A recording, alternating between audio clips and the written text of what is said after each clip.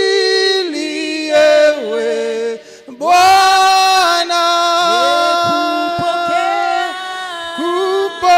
kupokea utukufu.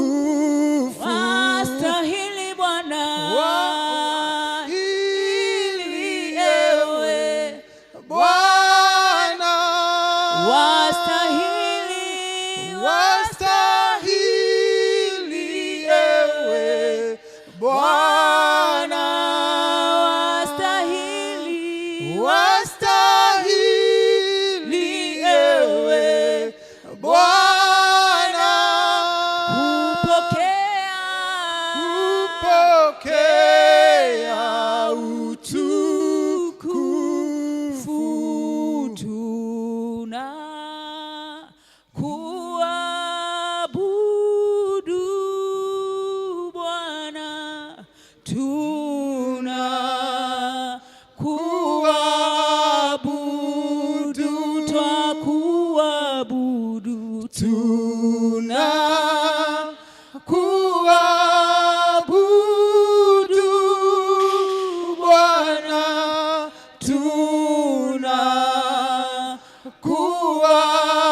kuabudu na tukisema wastahili ewe Bwana, wastahili, wastahili ewe Bwana, wastahili, wastahili ewe Bwana kupokea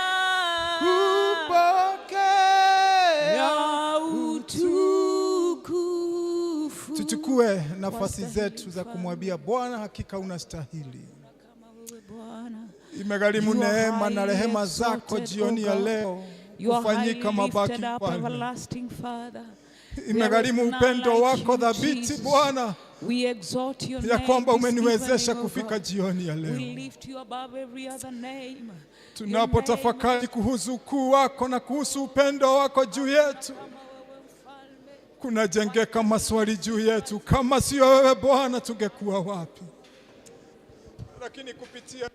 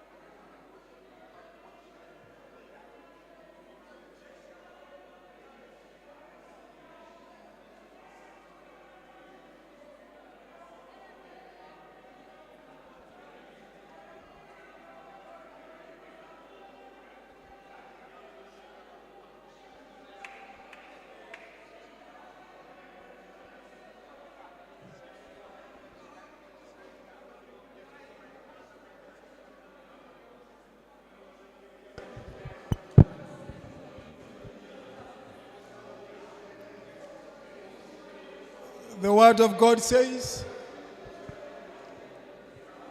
that there are so many vessels,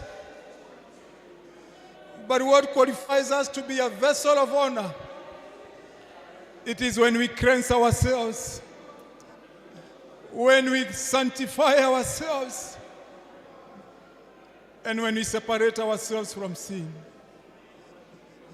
Mwambie Bwana, usiku huu mfalme mwema, unapowazuru wengine na mimi usinipite. Unaposhusha nguvu zako Bwana, hata na mimi ninaomba nisipitwe na uwepo wako. Mwambie Bwana, safisha moyo wangu, utakaze. Wewe unayeweza kupeleleza moyo wangu, peleleza moyo wangu. Ondoa uchafu wowote ule, ondoa kinyongo na uzito wowote ule unaweza kunitenganisha na wewe.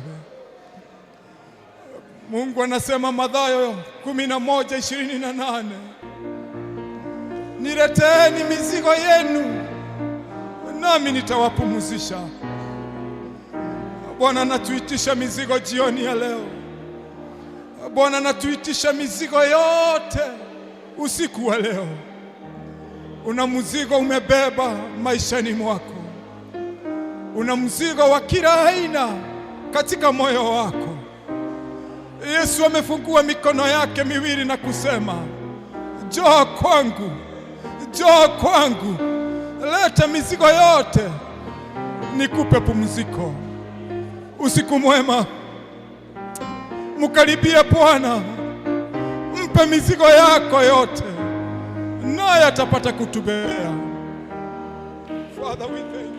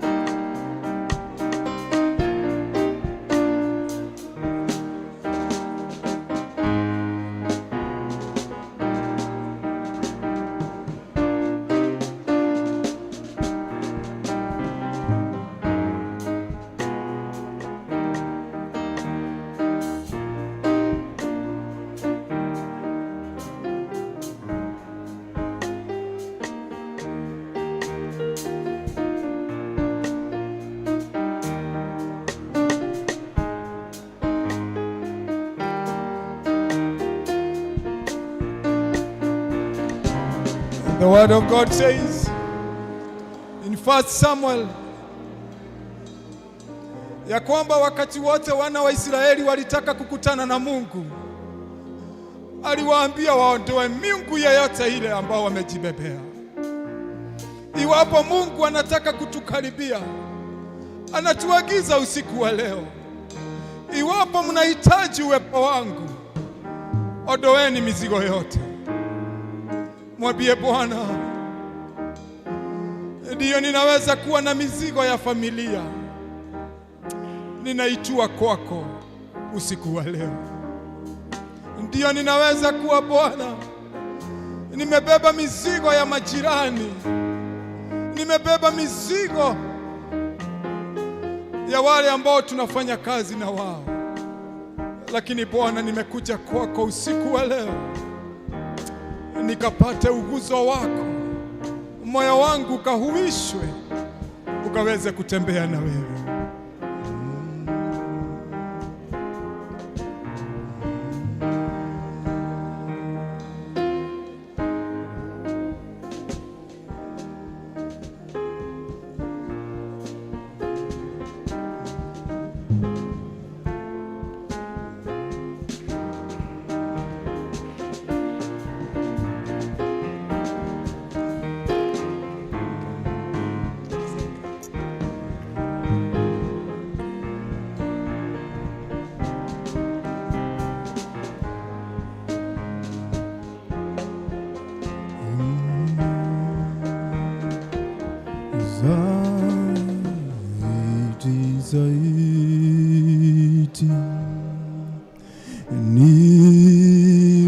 Nifahamu Yesu, nijue pendo lake na wokovu wake kami zaidi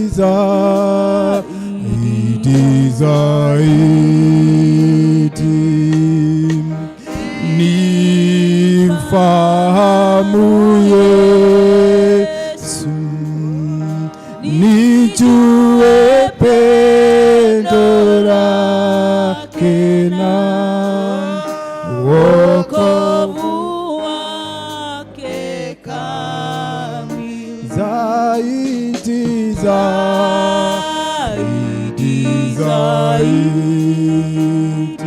mimi nimfahamu Yesu, tena nijue pendo lake na wokovu wake kamili. Usiku mwema. Ni vizuri kumwambia Bwana, ninajua una kusudi langu kuwa mahali hapa, na Bwana, ninachokihitaji nikakutane na wewe usiku wa leo. You may have your will, you may have your plan as an individual, but it is always good to consider that God has a plan for you tonight. Mwambie Bwana, usiku wa leo kusudi lako litimie juu ya maisha yangu. Iwapo kuna mizigo unataka niitue usiku wa leo, Bwana, ninakataa ya kwamba nisizuilie ukafanye kazi juu ya maisha yangu. Many other times we gather, naye muovu shetani anapata nafasi ya kukuweka hasira ndani ya moyo wako. Iwapo unamuona mwingine, unasikia kuna hasira inapanda juu ya maisha yako, mwambie Bwana, chukua usukani juu ya akili zangu, chukua usukani juu ya moyo wangu, na uchukua usukani juu ya mwili wangu, ya kwamba uwapatane na kusudi lako na mapenzi yako usiku wa leo. Just take a moment and tell God, take hostage of my mind, take hostage over my thoughts, so the Lord, tonight I may have an encounter with you, dear Lord. Whatever you want me to learn today and tonight, isizuiliwe na jambo lolote, Bwana wa mabwana. Iwapo kuna mzigo umekusudia kunitua siku ya leo, Bwana, ninataka kujimwaga na kujiwachilia mbele zako.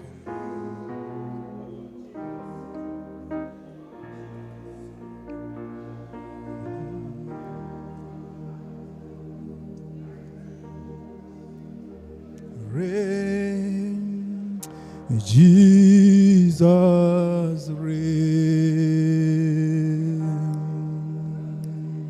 Reign, Jesus, reign. You are the King of Zion, Lion of Judah. Reign, Jesus, reign. Reign, Jesus, reign. Jesus, reign. Reign, Jesus, reign. Jesus, reign. You are the King. You are the King of Zion, Lion of Judah, reign, Jesus, reign, Jesus, reign, Jesus, reign, Jesus, reign, Jesus, reign. You are the King of Zion, Lion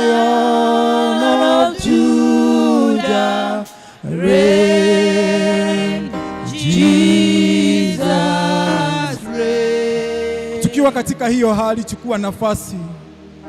Bwana anasema tumrudishie shukrani kwa kila jambo, na kwa sababu ulikusudia na ukaweka mipango ya kuja katika ibada ya jioni ya leo, na Bwana amekuwezesha, chukua tu nafasi ya kumwambia Bwana ni asanti, ni kwa sababu umekusudia nikutane na wewe jioni ya leo. Bwana ni asanti kwa sababu kungekuwa na vizuizi mingi, lakini Bwana umeniwezesha kufika jioni ya leo mahali hapa. Mwambie Bwana kwa maneno ya unyenyekevu, Bwana ninakurudishia shukrani. Ninajua kuna mengi yangenifunga, lakini Bwana umenifungua jioni ya leo na usiku wa leo. Ninasema ni asante. Thank you Lord, for you have been faithful to us. You have been good to every one of us. We have all the reasons, God, to thank you. We have all the reason, dear Lord, to worship you. Thank you for what you have done. Thank you for confirming unto us that you are in our midst, oh dear Lord. The only thing that we require, God, is to have an encounter with you tonight.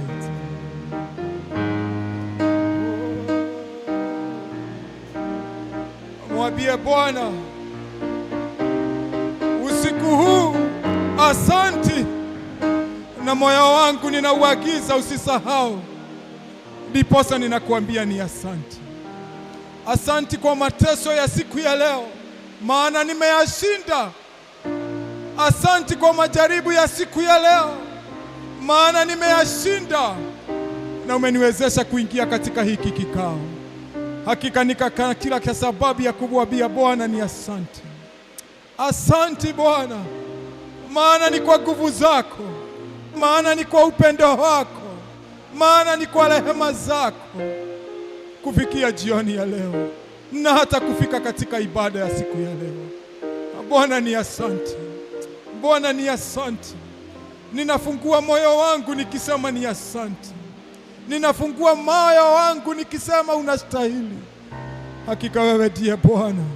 Hakika wewe ni mwaminifu.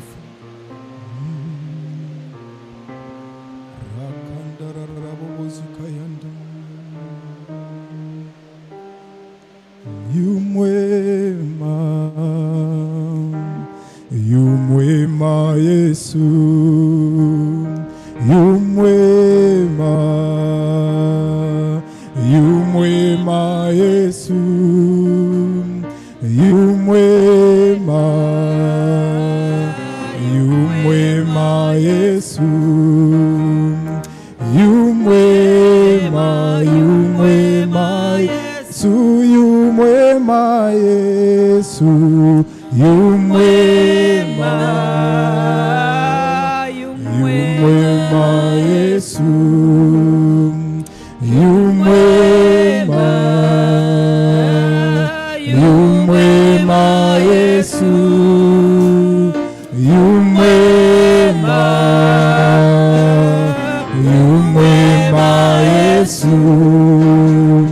yu mwema, yu mwema Yesu, yu mwema Yesu, yu mwema, yu mwema Yesu, yu mwema,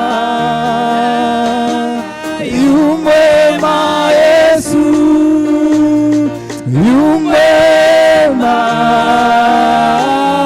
yu mwema Yesu, yu mwema, yu mwema Yesu, yu mwema Yesu, yu mwema, yu mwema Yesu, yu mwema, yu mwema, yu mwema Yesu, yu mwema, yu mwema Yesu, yu mwema, yu mwema Yesu. Ningeomba tunapotamatisha maombi yetu ya jioni ya leo, ndiposa tukaweze kuingia katika hicho kipindi kingine katika Zaburi 133 inasema ya kwamba Mungu huwa anatangaza baraka mahali ambapo kuna umoja. Na ni kwa sababu tumekuja katika ushirika wa jioni ya leo, ningeomba ya kwamba ukachukue tu nafasi ya kuomba ya kwamba katika ushirika wa jioni ya leo ukaweze kuwa na umoja katika timu yetu, na ndiposa uwepo wa Mungu ukaweze kumiliki maisha mioyo yetu, na pia ukaweze kuwa pamoja nasi, na ndiposa lolote tukakalo lifanya likaweze kuletea Mwenyezi Mungu utukufu. Just have a minute and tell God, let your spirit connect us and let us be united in the mind and in the spirit so that you can be glorified in our midst.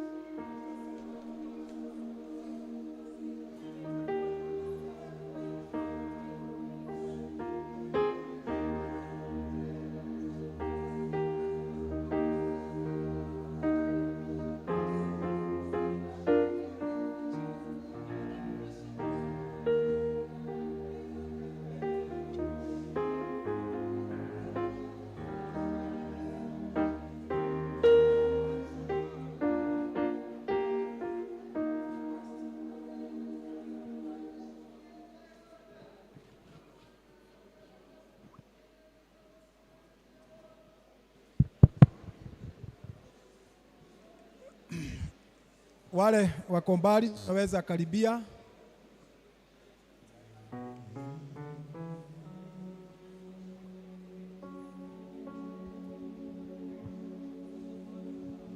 Bwana u sehemu yangu, rafiki yangu wewe, katika safari yangu twatembea nawe. O Bwana u sehemu yangu, rafiki yangu wewe, katika safari yangu tatembea na wewe. Pamoja na wewe, pamoja na wewe, katika safari yangu tatembea na wewe.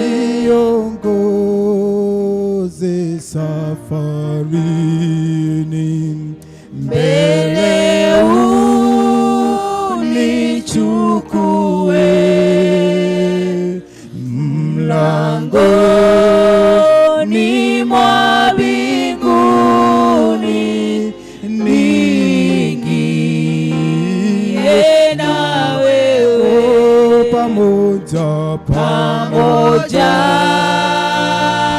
na wewe, pamoja na wewe, mlangoni mwa mbinguni niingie na wewe.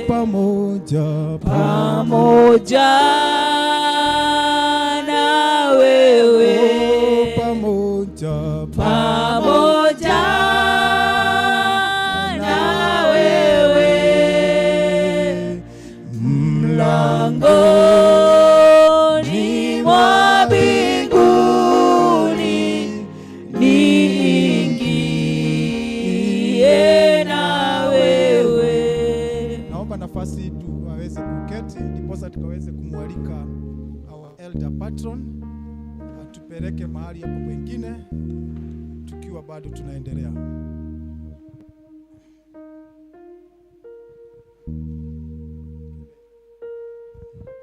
Pamoja na wewe, pamoja na wewe, katika safari yangu natembea na wewe, Bwana sehemu yangu, rafiki yangu wewe, katika safari yangu twatembea na wewe, pamoja na wewe, pamoja na wewe, katika safari yangu twatembea na wewe. Bwana apewe sifa.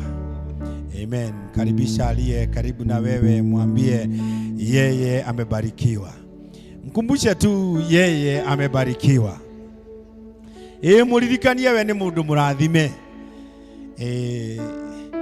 Aria angi mena guku migithine, aria angi mathire ikeno-ini, but you chose to be in the house of the Lord. We honor the name of our Father, that God has been gracious to you. And when you are called upon, you came in this great number. We are grateful kuwaona vile Mungu amewawezesha kukuja. Wakati tulikuwa na kikao tukasema hatutaki watu wote wakuje mkesha wa leo, tukasema tunataka wana evangelism na tunataka wana praise and worship tukutane sisi wote, because tonight we want to remind ourselves that we are on a mission. Tukiririkania shoge, we are on a mission. Kiu nikio kiugo gitu, we are on a mission. Mwikirire swag, mwambie tuna swag. We are on a mission. Ile swag anasikianga ndio poa. Wewe muongereshe tu lugha ile itaingia ili ifike kwa roho yake, umkumbushe we are on a mission. So we are grateful as the committee ya evangelism kuwaona mliitwa na mkaitika ili tukuje tuwe na mkesha ambao utakuwa ni mkesha wa kipekee, sababu it will be a moment of us reflecting on God's faithfulness on our lives. Apart from that, tutakuwa na wakati wa kujitafuta sisi wenyewe.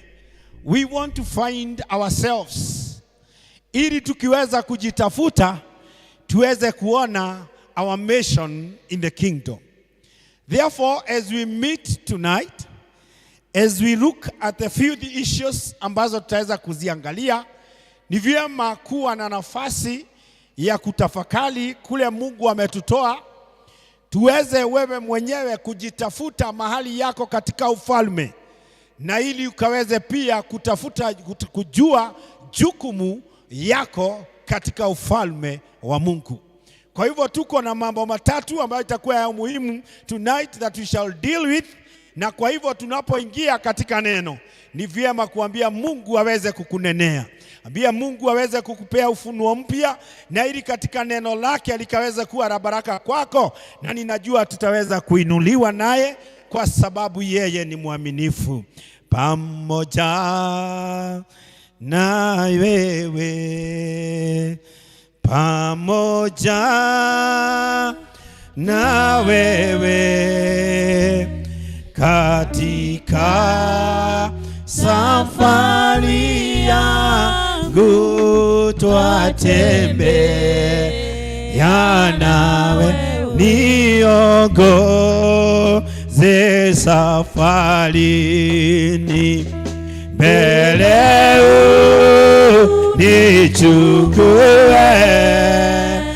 mlangoni mwa mbinguni, niingie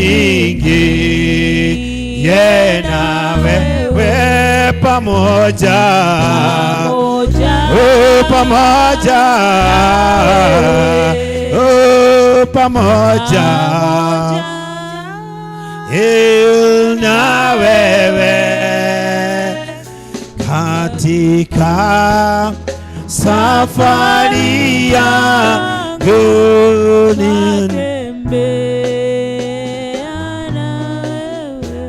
Tungetaka kusikia kutoka kwako Mungu wetu. Nena na roho zetu ili kila mmoja aweze kubarikiwa. Mimi nitakapokuwa na nena, omba Jehova nikaweze kunyenyekea chini ya roho wako, na ili Mungu ukaweze kutukuka mahala hapa. Roho wako Mtakatifu akawe juu yetu, na ili tukaweze kupata neno ambalo ni neno liko na uzima, neno ambalo litatujenga, neno ambalo litatuondolea aibu, na ili tukaweze kukutumikia katika ufalme wako. Chukua nguvu na mamlaka juu ya mipango yote ya mwovu shetani. And Lord, we pull him under our feet, and we pray that, Lord, you may release your anointing and power, that your Holy Spirit will allow us to have an understanding of your word, for the glory and honor of your name. A prayer of faith in the name of God the Father and the Son and the Holy Spirit. Amen. Hosea chapter number 12 verse number 13, the Bible says, by the word of the prophet. Hosea chapter 12 verse 13. By the word of the prophet, the children of Israel were delivered. And by the word of the prophet, the children of the Israel were preserved. By the word of the prophet, the children of Israel were delivered. And by the words of the prophet, the children of Israel were preserved. Whatever we need as the children of the ministry, we require the voice of God for us to be delivered from our weaknesses. And again, we deserve to receive the word of God so that we may be preserved in the kingdom of our Father. So tunapoingia katika neno, desire each and every day you may have the voice of the prophet. Unapokaa katika madhabahu, ukae chini ya sauti ya mnabii, ili anaponena anakupea neno ambalo liko na uzima, neno ambalo linaweza kukuongoza, neno ambalo liko na uhai, neno ambalo liko na utajiri, linabebwa tu na nabii. Kiunejo itigia fidie. Kimuti kwenda muno. Lakini ni bibliko. Tini edoiga. No tugarurire tutharie riu kavasi kau. Hosea chapter 12 verse that ni ogoni ku dispute yo thome yaku. Riu kau no tutharirie wana evangelism. Lakini ikiwa tunataka kukaa katika neno, basi lazima tukae katika chini ya sauti ya Mungu, nayo inakuja na nabii ambaye atatunenea na tuagize hii ndio njia tutapitia, nasi tukaweza kupokea kile ambacho tunatafuta.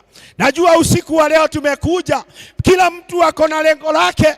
Kuna yale uliwaza wakati uliitwa, kuna yale umepanga wakati ulikuja, kuna yale umekuja ukaona hapa ya utofauti kutoka kwenu, kuna yale unafikiria itakapokuwa ina happen tonight. But the most important message is what God will speak to your soul. Desire kupokea neno la Mungu. Our message this night tutaipokea kutoka kitabu cha Numbers chapter 32. Njoo mukire kugosha, njoo kile muhoe kila muhoe, na nitukugia na maundu mau mothe. Haya yote yatatendeka. Yes, do you have King James version? Ribeba Bible ama tumekuja kesha tu. Numbers chapter 32. Nataka King James. Na tutiguthoma ya thimu. Katuonekana tuna Bible kana tukire uguo. Yes. Tunaweza kuwa sisi. The church is banking on us. The session imekaa mahali sauti sitijeka. Nani yako kwa sauti? Balance sauti kana ajali uguo itare. The church is counting on us. We are the heartbeat of the church. Sisi ndiye tegemeo. Andu aria makomire kanitha mokaga meterera ithuĩ tũmatongorie kĩgoco nĩgetha maigue marikĩra agĩkorwo ithuĩ tũtingĩgĩthoma kiugo rĩ. Kanitha ũcio ndũgũgĩkorwo ũhũtĩte mũno. Kanitha ũcio wĩna thĩna. If evangelism team is not up to date, is not equipped, then tutakuwa na shida. We are reading from the book of Numbers chapter 32. I want us to concentrate on verse number 6 and 7. King James no inayo. Haya. Kamera no gaka. Haya. Yakeheo kage hau. Tuthomere. Numbers 32, we are reading verse 6 and 7.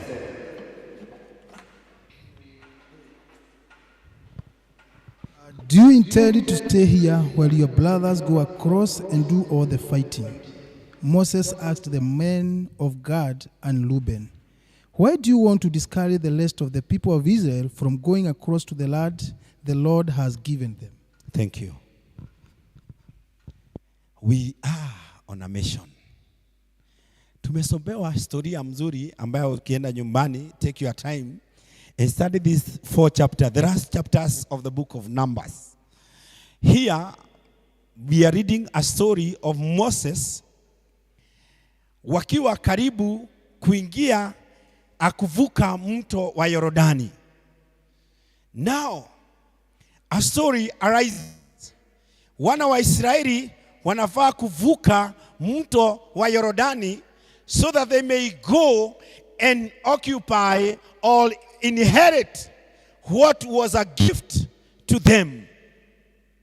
But before waweze kuvuka mto Yordani, wakafika mahali, na mahali walipofika kukawa na ukoo ama 3 families ama 3 tribes ambazo walichagua kukaa katika kikao kile. The 3 tribes ilikuwa ya Reuben, ya Gad and Manasseh. Walikuwa familia 3 zilichagua kukaa mahala hapa, and they chose to stay here kwa sababu walikuwa wafugaji. Na walipofika katika huu mtaa, wakaona mtaa uko na maji, uko na majani ya kutosha, na kwa sababu mifugo yao itatoshereka, basi the place was good for them. Therefore they chose not to go to where they were intended, wakachagua kubaki nyuma. Now verse number 6. Kulikuwa na kazi ilikuwa ifanyike. Musa alikuwa ameagiza wana wa Israeli lazima wenye vita waingie ili waweze kuvuka Yordani, waende wapigane, na ili wana wa Israeli waweze kupokea sehemu yao ya baraka or their inheritance across the Jordan. So tunasoma hapa storia kidogo. Conversation is between Moses and familia hii ya Reuben and the other families. The issue is all about that the other Israelites wanaenda kupigana, nanyi mnataka kubaki hapa. So Musa akawaambia wana wa Israeli wakienda kule wapigwe na washindwe, laana itakuwa juu yenu. We want to focus on that number 6. Will your brothers go on the other side to fight while you are resting here? We are on a mission. Allow me nisiende kihubiri kile kizito, nijaribu kuenda kihubiri ya chini ili tuelewane kidogo. Wana wa Israeli, they are like us, the evangelism team. We began a journey. Na wana wa Israeli walikuwa waende wapokee their inheritance beyond Jordan, wakapokee baraka zao. Lakini wengine wetu tulipoanza safari, tulikwama katikati ya safari, kwa sababu kuna mambo tuliona ambayo tulipoyaangalia yakawa matamu sana kwa macho yetu. We compromised the word of God because we chose things that were pleasing to our eyes. Even though we are on a mission to transform the house of the Lord, ikae kama vile inavyotakikana, kwa sababu sisi ndiye tunafaa kuchunga madhabahu. The men and women who are expected to go and fight the battle are on their comfort zone, and they have chosen to remain. Wana evangelism, tumeitwa na Mungu, tuko na jukumu, lakini wengi wetu tumekwama. Kuna reasons zile tunapeana katika kwetu in our congregations. We can't come together and serve because of our reasons. Look at these people. They were meant to go and occupy, but they chose a temporal comfort for them, ili waachilia wengine waende wakapigane.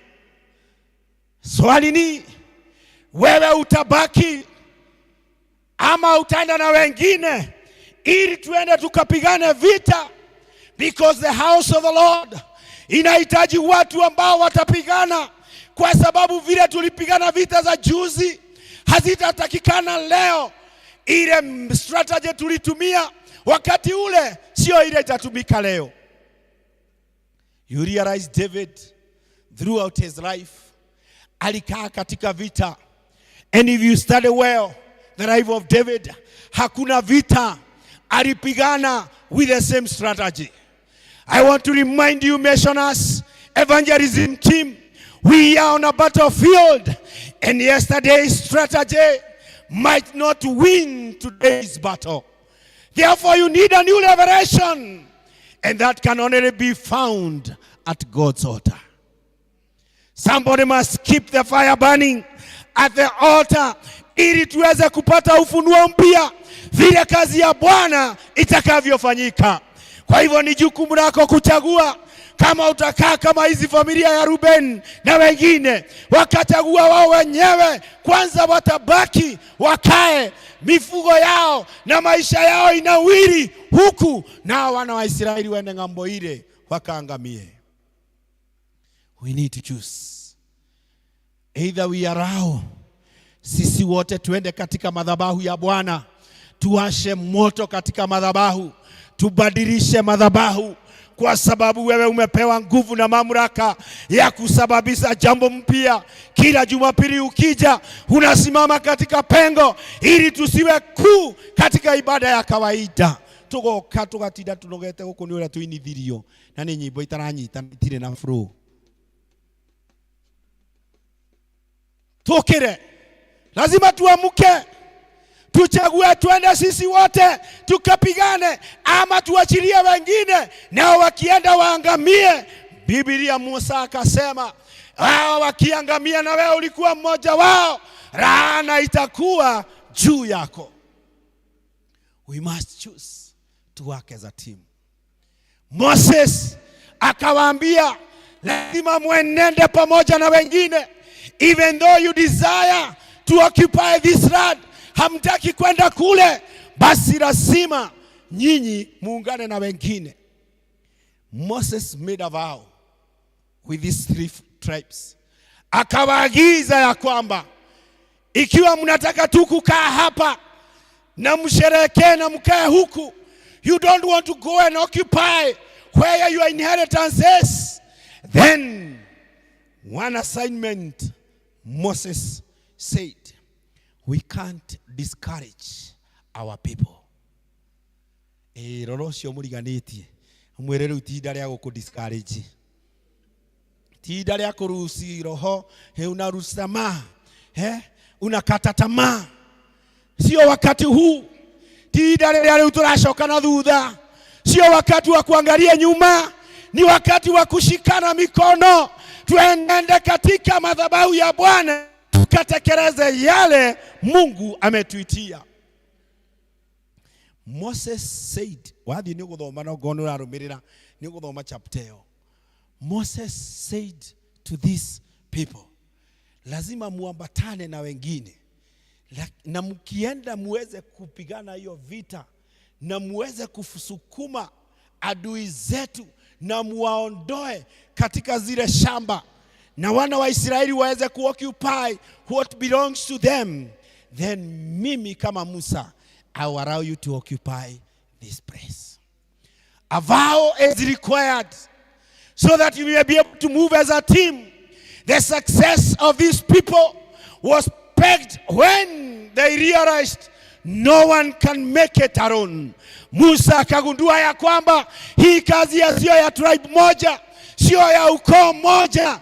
Kila mtu anatakikana, mwenye kupiga kinanda asimame acheze kinanda yake, mwenye kuhubiri asimame ahubiri, mwenye kuomba asimame katika kona yake aweze kuomba, naye mwenye uibaji achukue uibaji, ili kanisa la Bwana liweze kusimama. We have been called on a mission. There is no space of giving up. There is no space of giving reasons, excuses. They are nowhere in the kingdom.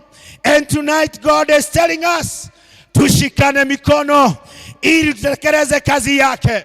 We are the ambassadors of his kingdom. And the Bible says that Moses akawaambia kila tribe will occupy its space. I want to say this. In the kingdom of our Father, there is a boundary. Ikwe mihaka guko. Kigogona ini kia Ngai tutigutukania uria murenda. Kina watho na nikiri na mihaka. Ikiwa tutasukuma hii kazi ya Bwana vile inavyotakikana, then we need to put our boundaries. We know when you shall be expected to pray, when you'll be expected to fast, when you'll be expected to sing, when you'll be expected to sleep. God will put a boundary in our lives. Ona kuria turaigaingira oguo ri, they need a boundary. Ona miario itu ri, ni kubatara boundary. No nginya tugaruruke. Musa akaagiza hawa watu ya kwamba for us to win, we must keep our vow. And if we fail to keep our vows, we shall be like our forefathers. Hiyo chapter itakuelezea.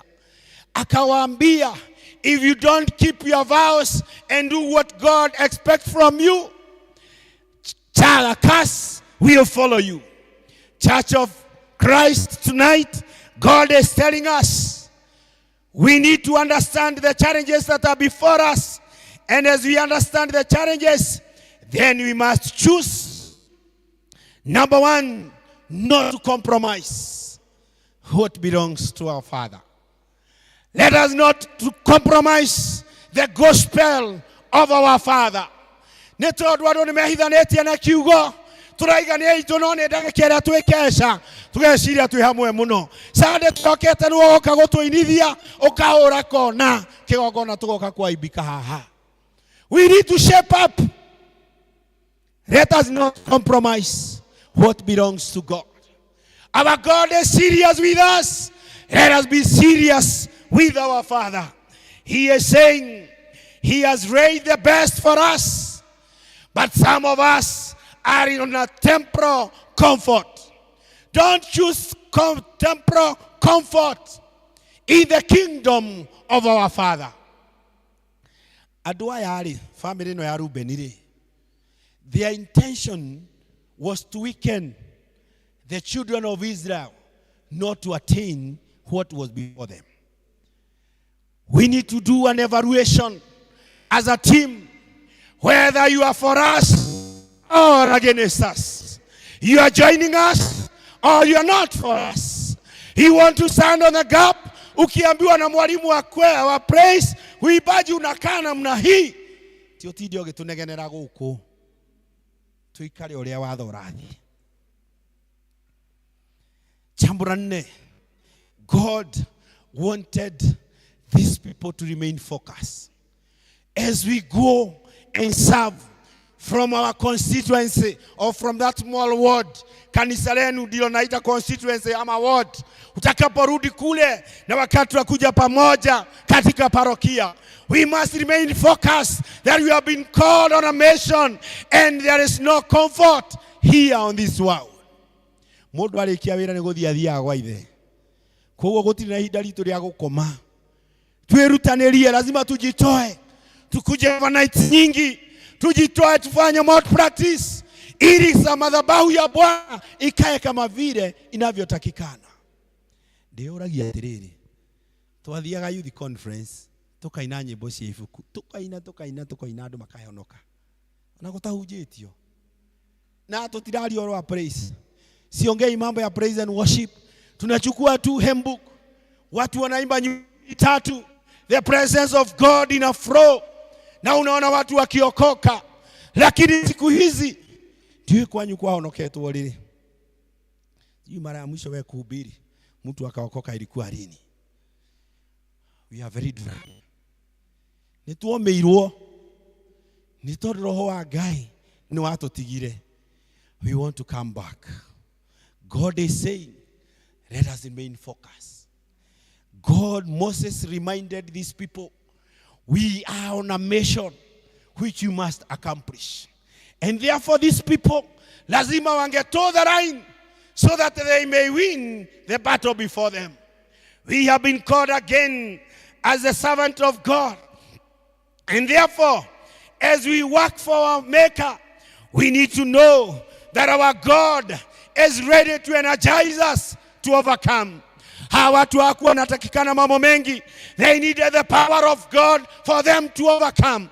They needed the Spirit of God for them to overcome. They needed the presence of God for them to overcome.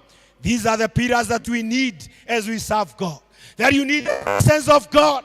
You need the power of God. You need the grace of God so that we can be able to serve. Na waragwo muno kigogona iniri ugacoka kwi Ngai muria mwathani ukwenda atia. Hawa watu walichagua kukaa karibu na boundary. Abraham na Lot. Mmoja alichagua kukaa karibu na boundary. Unajua praise and worship wewe tutaimono tukaga tukatugia muno. Because of the power of influence. Because of the power of influence. Unakuta tu kuna tu demons tunasumbua, either wanarika hata wale wazima pia. Unakuta tu the power of attraction iko kila mahali. Na wewe you dress well, ukaigwa ni olerwa oru. When we say dress in the right manner, mundu akaigwa oru. But we are saying, God is saying tutiwe ikara ku na boundary. What is private, let it be kept private. Kiria private keigwa ke private. Ndarikia wirega ya gutaithie ili Mungu atusaidie tuangalie on the boundary ni nini iko ambayo itasumbua praise and worship. Limwe twatungataga ukona tukiniria haria mbere waigua microphone yaku ni njega ukamenya we ndunginengera mundu iyo raso angikorwo ena thina hawezi ukampatia to ni gataimono gokaga kajirie kugia madhabahu. It is a high time because we have been called. Our joy should be when the real power of God comes down after serving. Tulio kunyitete microphone ini dia wega muno. Ni uhoro wa the presence of God. Inakuja inatutembelea ili tukiabudu hata ikiwa ni dakika 20, tukipewa dakika 10 za kuongoza uabudu na kusifu, that we invite God na akiagoka. Tondu tinyebo ikomito Ngai oke thini wa kigongona. Ni utheru na kweneana. A spirit of total surrender. We need to pray God that He may give us the grace that we may be able to have a total surrender in the presence of God. Because this is a challenge. Andũ aya matiendaga kweneana biũ, nĩ mariganĩirwo nĩ wĩra ũrĩa warĩ wao. Their mission was not before Jordan. They were to go beyond Jordan to receive their inheritance. Ti andũ 20 megũtũma kĩgongona kĩa St. Luke kĩcenjie. It is all about 2-3 people who will dedicate themselves and have a power or the grace of total surrender. And as you allow God to lead you, then in the presence of God, God will teach you the patterns that have been laid for you to accomplish your mission. In the Bible, there are patterns that have been laid by God that each one of us ought to understand. When you go before the Lord, God has spoken on how we can give a true worship in His presence. There is a pattern. Somebody must go in the Word and understand the pattern as to how you get saved. The Bible has spoken. It is laid bare a pattern on how you can be saved, how you can be delivered. It's a pattern in the Word of God. Evangelism team, we need to step up our game. We need to understand the patterns of God. And that is why Moses was very categorical to these children. And our mission is to go on the other end. We have been called to accomplish a mission. The question is, do you understand the patterns of your ministry? Do you understand your calling? Wewe unaelewa mwito ambao Mungu ameweka ndani ya roho yako. Unapochukulia evangelism, will you follow the commands of our Father? Kanoro igire mwaka ndathurwo no gitingo ihuria mwaka othire mwaka ucio ngi ni magetho ngi. Mungu atusaidie. Challenge ile tuko nayo kubwa sisi kama wana evangelism ni people who will never own up the ministry. People who are not serious on their mission. People who have no vision as to where they are heading. And that is why Moses is categorical, because of his mission with the children of Israel. Hangekubali wabaki hapa kabla hajamaliza kazi yao. Our vision in the kingdom energizes us each and every time. When you have a mission and calling, you feel energized to accomplish your mission. Therefore, when evangelism tonight, we need to tell God, reveal yourself. Ili tukaweze kuona ya kwamba tumetekeleza kazi ambayo iko mbele yetu. God is calling us tonight and we are on a mission. Our mission is to see to it that the will of our Father is fulfilled at the altar. The voice of God is mentioned or it is accomplished here at the altar. It is our role kusimama katika pengo ili madhabahu ya Bwana ikae kama madhabahu. The question is, will you sacrifice your comfort? Hawa watu, they had their comfort. Monire nye mai na makigwa no maiganire. Kiriganiro kwe kundu gwathiagwo. Wana St. Luke, mukimaliza kikanisa namna hii, kikae namna hii, muriganirwo ni Ngai wanyu. Kwaja na ni athire no twara twari. Riu muriganirwo ni Ngai wanyu. Muone kigongona ta gia thakara. Muone ta kwagira, muriganirwo ni iguru muthiaga. Kigongona giki ni tuhu gitari na wega wa Ngai. Kanitha uyu ni ugukorwo very useless. Agikorwo tutiko harvest for the kingdom. So somebody must arise to talk from our comfort zone. Parokia hii yetu ikarete ugo ikarete ni tondu ni twakomire. Tugoka igongona ini kuretanirwo irari ndwire ragiriria presbytery. Irari conference. Tuokire tukarora ithui tukarigwo kana turi okuo kana no kuga tuga twikuo. Ni mweroreire kana no ithui tweroragira. Tugataragwo twikuo no ni kuhana twana ta twikuo. Tukahana ta twikuo no tutire kuo tukengejwo. Something must be addressed. Kanitha wa Ngai ithui ni ithui tukugarura. Tukubali. Tutigetikire kuona uria tuonirio muthi ni muthumirire news cia kanitha wanyu ni muonire moderator wa kanitha akiohwo ni igoti muikarite uguo na tutiraria twi comfortable guku moderator wa kanitha ko huo ni igoti na secretary general tuli okuo na twi kigogona-ini riu elda ni athire mutigathine tigo twaro category. It is our calling that we need to stand, turugame mwanya-ini twire Ngai kigogona giki ni giake na mwaki no wambiriirie haha amwihoko mambiririe mwaki wao ithu akuria Emmanuel na ithu twanjiririe mwaki tucemanie nigetha na ithu tuhoe Ngai atuhe territory no tondu kigogona giki na kana this area kwina territorial demons cikoretwo ikiflow and somebody must arise nigetha to claim the power that is required so that the territorial demons zile zimezunguka kanisa letu na mtaa huu wa mihango andu matigatũre mahangaga mariganagĩrwo nĩ Ngai wao. Nĩ hinda ya gũthiĩ maru-inĩ twanjĩrĩrie kwĩra Ngai atũhe itũra rĩrĩ.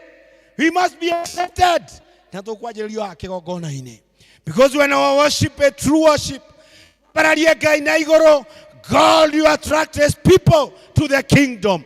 When we raise his hand and aim high, Jehovah will be able to draw many to the kingdom. The question is, are you still on a mission? Do you understand your mission? Do you understand your calling? These people were reminded that when you go and win, I will allow you to occupy this place.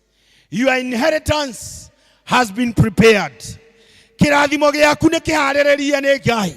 What God has prepared for you as a blessing, it has been set before you. The question is, you'll be ready to await and receive it. God is telling us tonight, shall you sit here? We kare the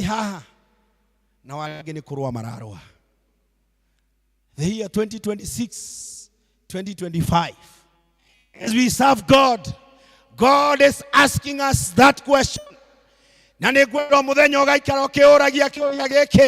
Nitakuwa nimeketi hapa chini wakati wengine wako kwa vita. Nitakuwa nimeketi chini wakati wengine wako kwa ombi. Nitakuwa nimeketi chini wakati watu wanaongoza praise and worship. Mimi nitakuwa nimeketi chini when others are evangelizing. Utaketi chini ama utainuka ukatumikie Bwana. May God help us as a family of one evangelist, tutambue ya kwamba that we are on a mission and God needs nothing apart from accomplishing our mission. In the name of God, Father, the Son, and the Holy Spirit.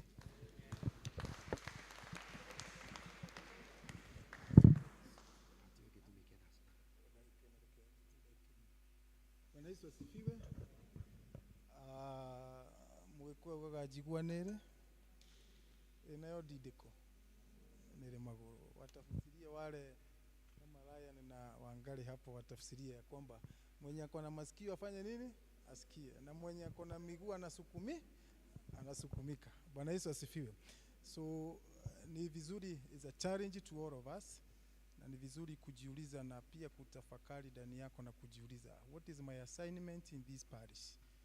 Na kuna kastori huwa napeana kanasemanga ya kwamba kuna kijana mmoja alikuwa na baba yake, na siku moja ikawadia baba yake akagojeka, na wakati aligojeka akatuma kijana yake chakula, na akamtuma chakula, na wakati alienda kumnunulia chakula, akirudi akakuta kampira kameshika, na sasa akaingia kwa mpira, akaweka chakula huko kando na kaingia kwa mpira, na akasahau ya kwamba alikuwa ametumwa chakula. Na baba yake alikuwa mgonjwa na mama hakuwa karibu.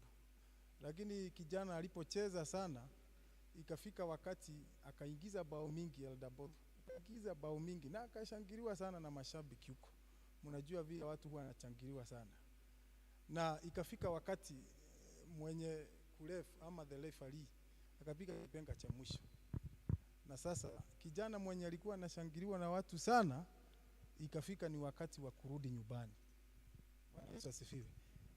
it came to dawn ya kwamba sasa imewadia wakati nirudi nyumbani. Sasa akaenda kuangalia chakula yenye alikuwa ametumwa na baba yake mahali alikuwa ameiweka. Na wakati alifika mahali alikuwa ameweka chakula, akakuta chakula imekuliwa na dogi na hakuna ni sahani ambayo tu ni tupu na iko chafu. Sasa kijana ikamrudia kwamba ni wakati wa kurudi kwa nani? Kwa baba. Na nilimwacha akiwa mgonjwa. Sasa kila mmoja wetu ni vizuri kukumbuka ya kwamba kuna assignment ulipewa na kuna kazi ulipewa katika hii parokia. Na ulipewa na nani? Na Mwenyezi Mungu. Na ni vizuri kujiuliza, pengine unashangiliwa na watu huku nje vile unafanya mambo mengine na akadabura zingine, na ili hali kuna kazi ambayo unahitajika kuwa unaifanya na huifa. Kuna kazi ninahitajika kuwa nikiifanya na siifanye. Lakini huko nje ninashangiliwa sana na watu wakisema ya kwamba kirago ni volleyball mwega. No, wakinya ni intercessory na ni waheto baliho pamwagi mathani tworogoco tukijiririo cionge ni kuri ihinda ria gucoka kuri baba. Bwana Yesu asifiwe. Na ni vizuri kujiuliza, je, nitarudi ikiwa namna gani? Bwana Yesu asifiwe. So nataka tuingie kwa hilo jambo lingine ambalo tutaongozwa pia na Elder Boro. Lakini kabla tuendelee, nataka tu kusema mambo mawili ndio tuweze kuingia kwa hilo jambo. Daudi diposa Mungu akaweza kufika kusema ya kwamba David is a man after my own heart. Kuna mambo alikuwa amepitia mengi sana. Na ndio tuingie kwa hilo jambo, nataka tu kuandaa mioyo yetu. Na Daudi kuna vita alipiga. One, aliua vitu zinaitwa the bears. Tena akaua vitu zinaitwa the lions. Na akafika mahali akaua the biggest giant ambayo ilikuwa nani? Goliath. Ni kweli ama sio kweli? Jambo lililomfanya akamkaribia Mungu ni kwa sababu aliua jambo linaitwa unforgiveness. Wadhani twarogoshwa. Unforgiveness. Kuna wakati alipata nafasi ya kuwa adui yake ambaye alikuwa ni Saul. Lakini akajua kwamba hata kama niko na nafasi ya kumuua, sitamuua. Ni kwa sababu ninajua hata katika hii vita Mungu bado anahusika akiniada. So he was able to kill another giant that is called unforgiveness. If we are able to kill unforgiveness, the church of God will be upright. Nataka kumwalika Elder Boro atuongoze kwa hilo jambo lingine. Amen. I hope hatutachoka, tutachukua dakika kama 10 ama 20 tufanye jambo moja ambalo ni la maana sana kwetu. Tulipokutana kama viongozi wa evangelism katika mkutano wa parokia, kulikuwa mambo mawili matatu ambayo tuliweza kuangazia, na moja ni hili ambalo tutaweza kuliangalia jioni ya leo. We want to have a moment of us, the evangelism team, which now includes the praise team, ili tuweze kuangalia vile tunavyoweza tengeneza praise and worship yetu na evangelism kazi iwe mzuri. Kwa sababu gani? Sometimes back wanarika waliomba ruhusa waweze kuwa wanaongoza praise and worship katika mikutano ya parokia, lakini wakati hali ya kazi tukakuta ya kwamba hata wao wanahitaji support.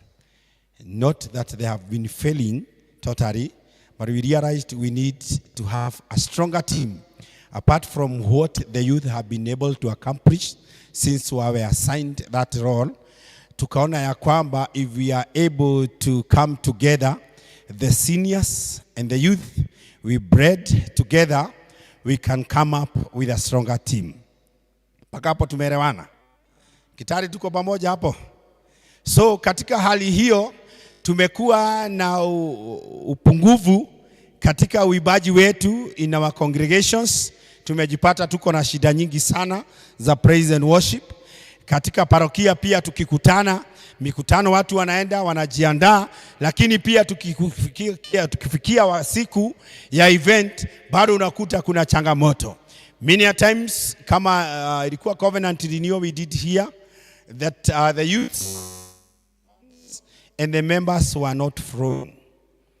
Uko katika ibada moja lakini uibaji ule uko hapa mzuri, hata screen inawekwa, lakini wa members wetu are not flowing. There are disconnect between the praise and what the members or the congregants in the church are able to absorb. Kwa hivyo tunapoulizana haya maswali, tungetaka kuopen a forum ambayo ni ya discussion ya sisi wote. Kabla tujaingia katika practices ambazo najua mwalimu wako jiani amefungikana kikazi, but he is coming, ataweza kuingia in the next few minutes. Tuweze kuulizana, where did we go wrong? Shida ingilia wapi? Ili tuweze kusaidiana kujenga upya kikundi ya praise and worship. Na sababu tuko hapa na patron wa kanisa letu la hapa St. Luke hako, tutasikiliza sisi kama viongozi. And don't fear to critic.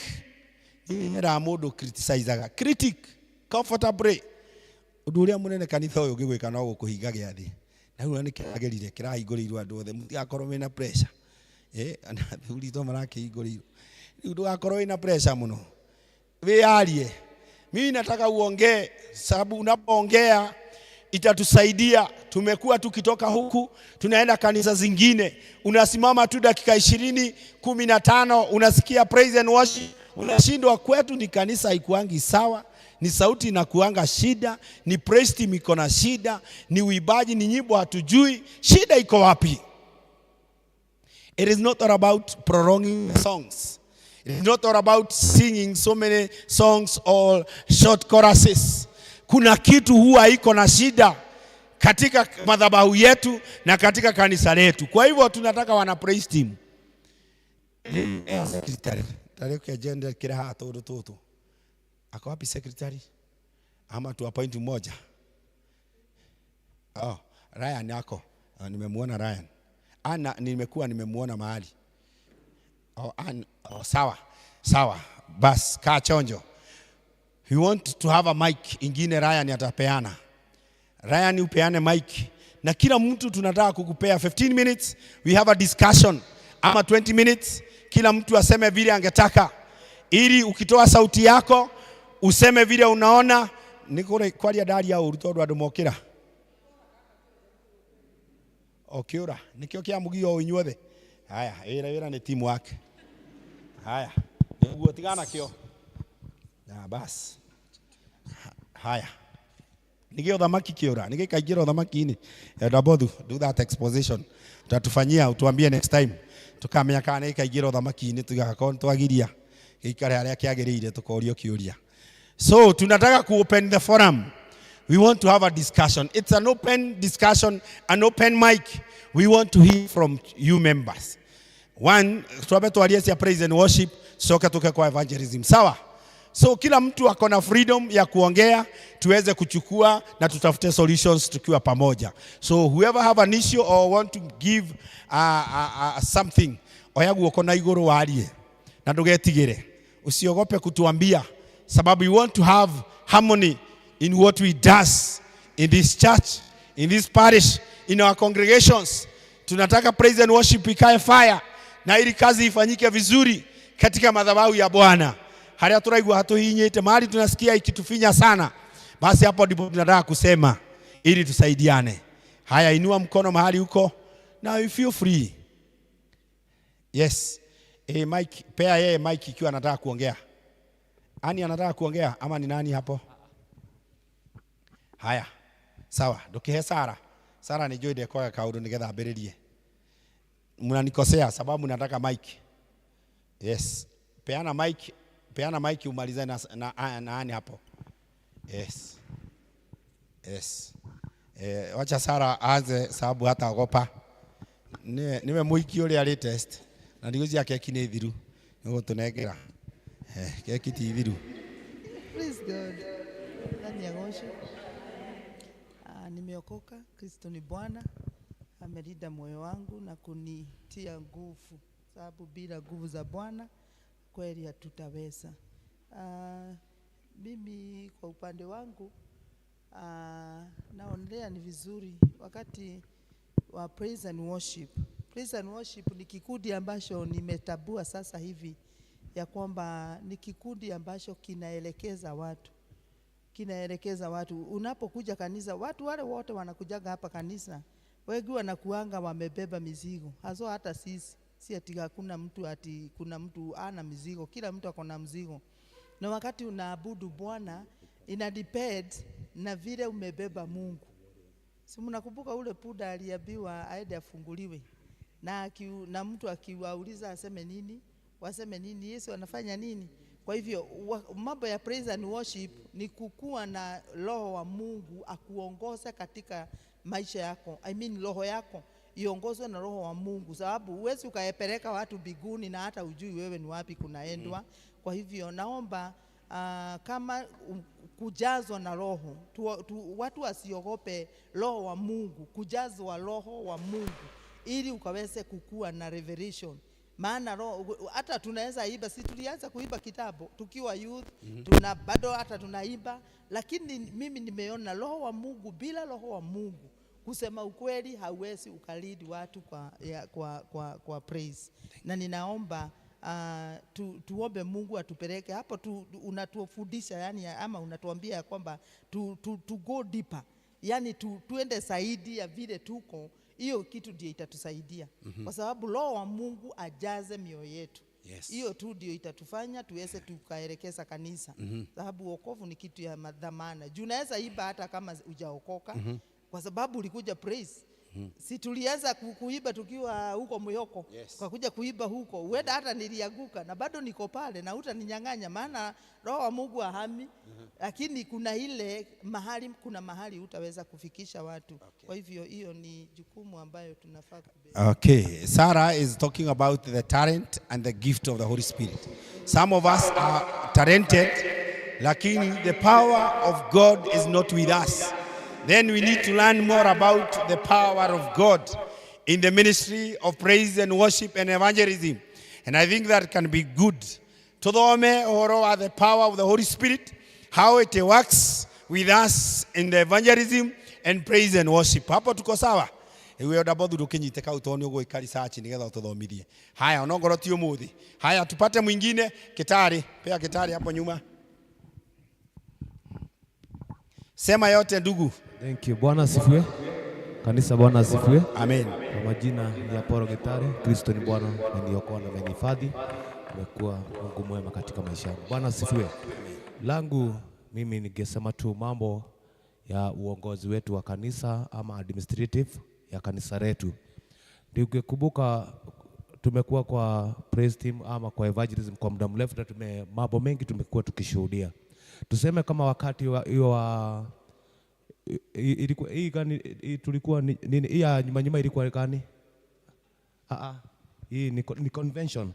Okay, Eldaboro convention yenye tulikuwa nayo tumekuwa tukishuhudia, na tungeomba tu kama kikundi hiki wakati mtarudi kama ni session, kuwe wakati wana praise wamepatiwa nafasi ya kuongoza, wanapatiwa muda mwafaka wa kuongoza ile kipindi, kwa sababu kuna mtu ambaye anakujaga kanisa kusikia tu nyimbo ama kuabudu, lakini wakati hawa watu wanaendelea kuimbisha, unakuta session ikishaingia ama ile procession ikishaingia, wanakuja bandala wapatie wana praise team nafasi ya kuongoza kuimbisha, waingie kwa maombi, unakuta mwenye kuombesha amesimama hapa nyuma yao. Si ni kweli?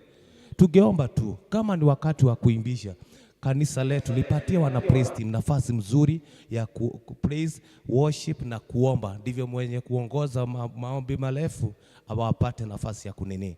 Na jambo la pili ningeomba tu kama upande wa investment, upande wa uimbaji, hakika walimu wetu, unakuta wakati kanisa imepatiwa mwalimu wameingia vizuri, all of a sudden unakuta ule mwalimu ameenda na walikuwa wamesoma vizuri, unakuta shari zetu kama vile umesema unaendaga mahali kwingine, unakuta kwani shida yetu inakuwaga nini kanisa letu. Lakini ile upande wa investment, hakika kanisa letu ungeomba tu waweze kushikilia walimu ama keyboardist, ndivyo waweze kuinvest vizuri, ndivyo tuweze kuinuka, kwa sababu tutakuwa, kwa sababu purpose yetu ya kukuja mahali hapa ni kuabudu Mungu na kumtumikia. Asante sana. Simama hapo kabla hujaenda ujibu swali. When you talk muda mwafaka katika ibada, unataka muda mwafaka quantify it, hivyo ndio nataka kusema. Okay, ningesema hivi, kama kulikuwa kumetengwa nyimbo kama worship ni praise team, yani praises ni kama ni 5, washa ziishe tu. tukiingia kwa worship kama ni moja washaishe. Tareke gitari tutwarane. Niwe kwiri wimbo wa chorus hiyo gina chorus stanza igana. Unajua kuna wimbo unaweza repeat hivi stanza siende mpaka 100. Wimbo moja. Ni kweli. Unafikiria hawa kuna praisers hapa anaweza shika microphone aende 3 hours. Non stop. Hata wagopi na hachoki hawa. Ni hivyo. Nataka you quantify it, sababu katika ibada hatuwezi tukakuja masaa yote iwe ni uibaji. Si tuko pamoja members? Hatuwezi tukakuja kwa ibada iwe throughout itakuwa uibaji unless when we shall mature up tuwe na ibada tuseme leo hakuna mambo nyingine turoga kuina tuthathaie Ngai tuine tuthathaie tuhunjirio tuinuke. Wakati tutafika hapo wana Presbyterian tutia video tukugaga atiriri elder tukuga nĩ tũkaga tũgebundithia nĩ ũndũ wa ihinda rĩu rĩkuhĩrĩirie. Dakika cigana? Nilikuwa nasema hivi, kama ni nyimbo 3 wacha ziishe tu, kama ni 15 minutes ama 20 minutes iishe tu. Ndivyo nataka uiquantify. Haya, taidia gitari. Freud dakika cigana praise and worship hiyo. 30 minutes tukoro tuinite tukaigania koguo tuthie riu enda bothi riu no gukua murigo ucio nie gakorwo ndi backup hawe convention wakati Ule tu na ciongano cia convention. Ciongano cia parish. Icio renda ndagika 30. Ibada-ini. Ibada kukuringana uria service ibangitwo na maundu maria meho mbere. No kugutira maundu maingi. No kona 50 ka 20 minutes. So between 20 and 30 minutes. We have convention, we talk of 30 minutes before we do the first intercessory. Lakini kwa ibada we allow ourselves between 15 20 around there. Be comfortable kwa ibada. Nejaga. Tuine nyimbo tuthathaie katika ibada. Unajua conventions zinakuwa ni tatu. Conventions zinaweza kuwa 3 kwa mwaka. Ibada sasa ndizo hizo zingine kama 45 ama 48. Hizo ndizo turakwenda dakika 15 na 20.